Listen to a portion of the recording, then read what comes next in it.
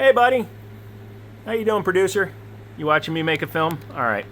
How you guys doing? Joe here. Sorry it's been a little while since I've done any videos.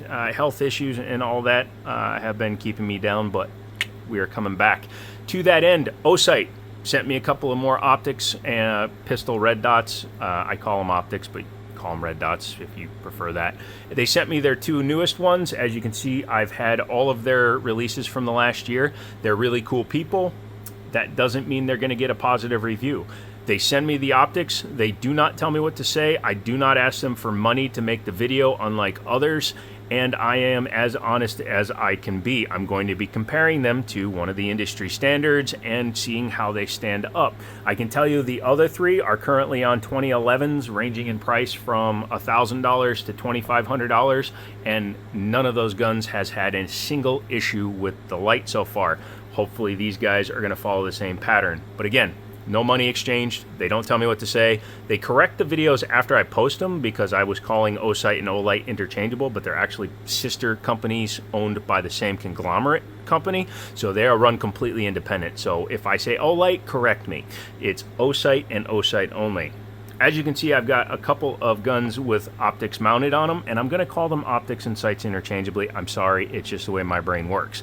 The new releases they sent me are the OSIGHT SE 6 MOA. So this is what's new. At first I was like, why would they send me a third SE? But then it turns out that is the reason, and it's actually a very important reason, which we'll talk about soon. And the other one is the OSIGHT XE AMRS.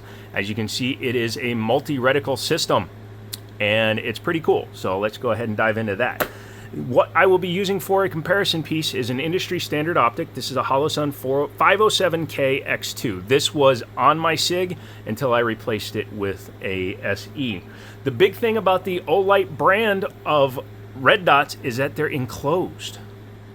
So they have glass on the front and the back, which makes them a little bit better for weather resistance. The LED diode is inside, so you can't easily damage it with detritus, dirt, mud. You can't pack it with that. You can wipe them off, all that good stuff. Yet they still manage to run in a compact design. As you can see, this is RMSC direct cut on this SIG 1911. Let's go ahead and, for the sake of brevity, make sure the gun is clear. And as you can see, it sits nice and low on this gun. That's why I like 1911s with optics cuts, because they rarely ever need plates. The design of the rear sight allows it to co-witness, and it uses a standard style adjustment clicker tool, which is great because having a dedicated Torx bit can sometimes get a little bit fiddly to remember to put in your bag. The overall height is nice and low. You can see its height over the top of the gun is very reasonable. It sits no higher than the standard 507. It's just a little bit deeper because of the enclosed nature of the optic.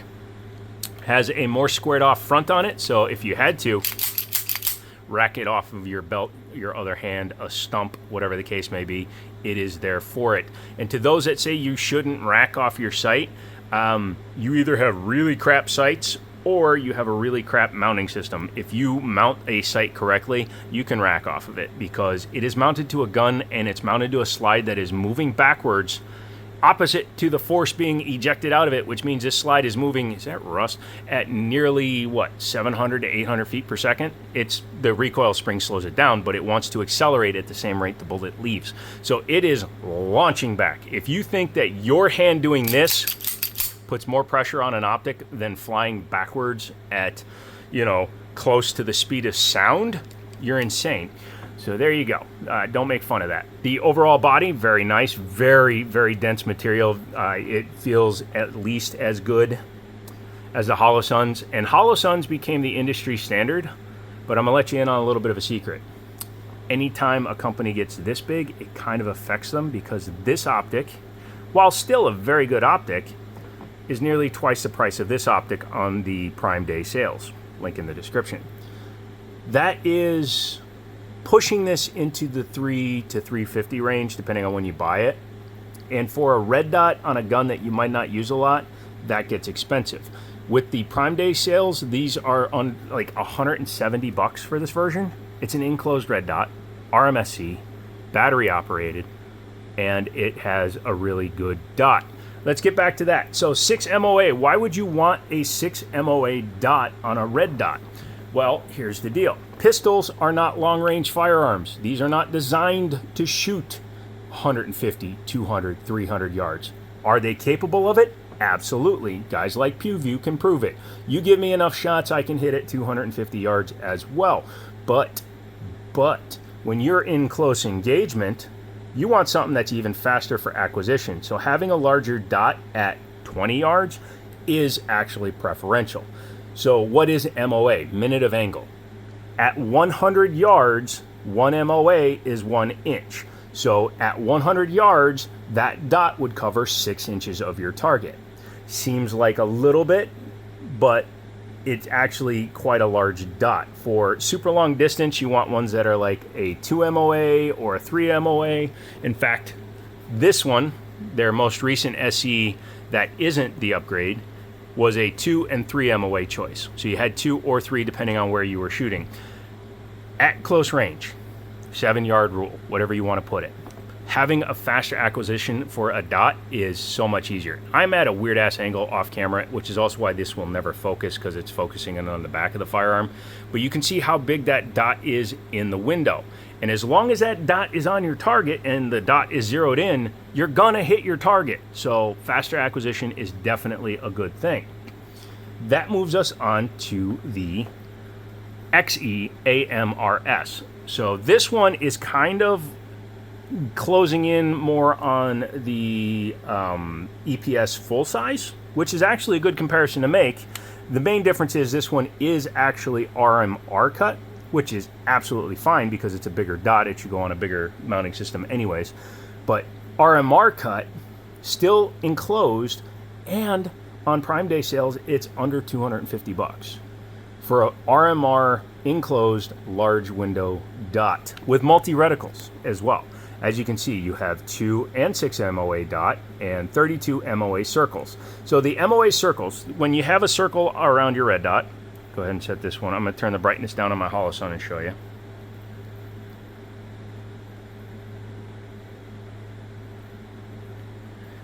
I figure without it being on the gun, it might actually help it focus.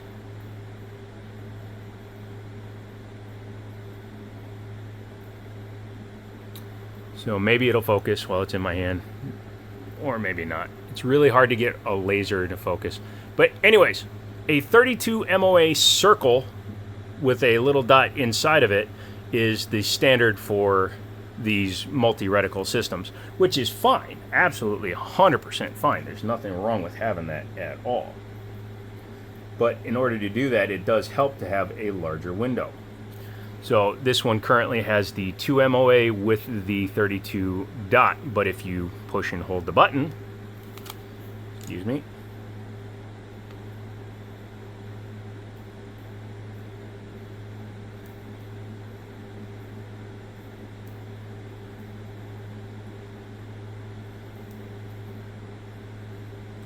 cycling through. I don't know if, again, if it'll come up on camera. I really need to get some pictures of it. Also, I've been racking it around with my hands, so come on, you. Yeah, it's not going to show up on camera because it's turned down so much. But having the difference between a 2 MOA and a 6 MOA is actually really cool to have. The size of it, this is an incomplete firearm, so you don't have to worry about it firing. But yeah, we're actually going to take that off right now. I'm modifying that dagger to work with their slide. But having a RMR cut that sits higher is pretty cool. Now this one doesn't have suppressor height sights, but with that rear cut, it could work with the suppressor height front sight. But yeah, let's see if we can get it to focus in. Nah, no chance. No chance in hell. But yeah, I like how it sits far enough back. Even though it's on a standard RMR mount, it's sitting far enough back from the ejection port to where if you ever shoot an SRO, that front window is so large and it almost overhangs most ejection ports that it can cause an issue. Having it sit back a little bit is really cool. And again, it's an enclosed optic. And if you aren't running your fingers all over it like a goober after eating grease like me, it stays nice and clean. So yeah.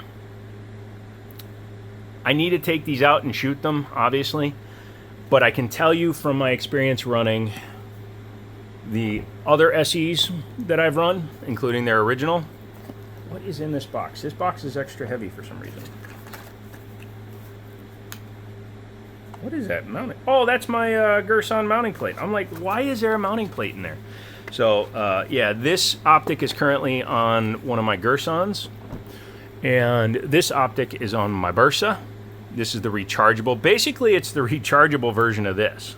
As you can see, the bodies are very similar, only this one is battery operated versus that one having the recharging top.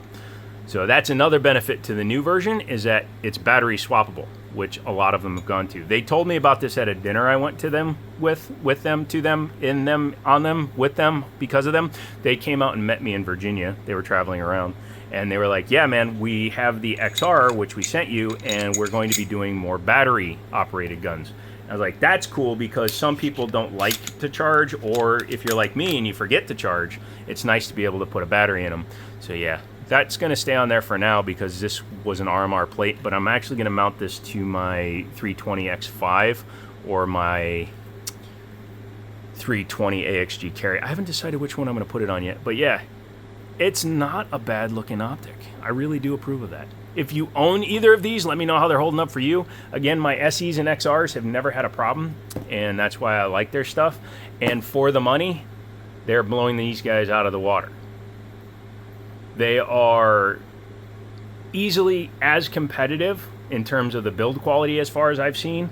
And in terms of the pricing, I think they're ahead of them. You can see this is a very nice thick aluminum that they use, aluminium, and it actually feels a little more premium because it's less shiny. I don't like the white logo, so them just kind of cutting it into the body, I like that. Again, they didn't pay for this review. I'm just giving you my review so far based on what I know from the product line as it is. I need to test these individual guns, including shooting this gun, because this gun had the other SE on it before I got a free Holosun from a gun that I sold, and I had swapped it out because I put the OSIGHT onto my Gerson, my new CMX. So it gets complicated. I need more sights. So if you guys make sights, hey. Yeah, so I need to shoot it with the 6 MOA and see how much faster it is. I think it will actually improve my times. So if you like that video, make sure you like and subscribe. And my dog has been sleeping this whole time because he knows that I'm talking about guns and bleh.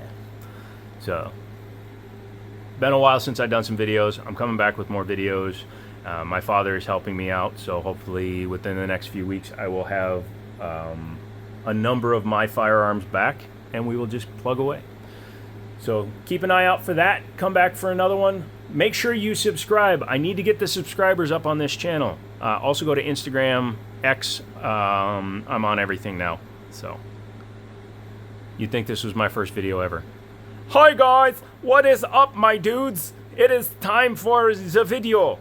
Put stupid in the comments, especially because it'll be taken out of context by people that don't watch the whole video. I'll talk to you later.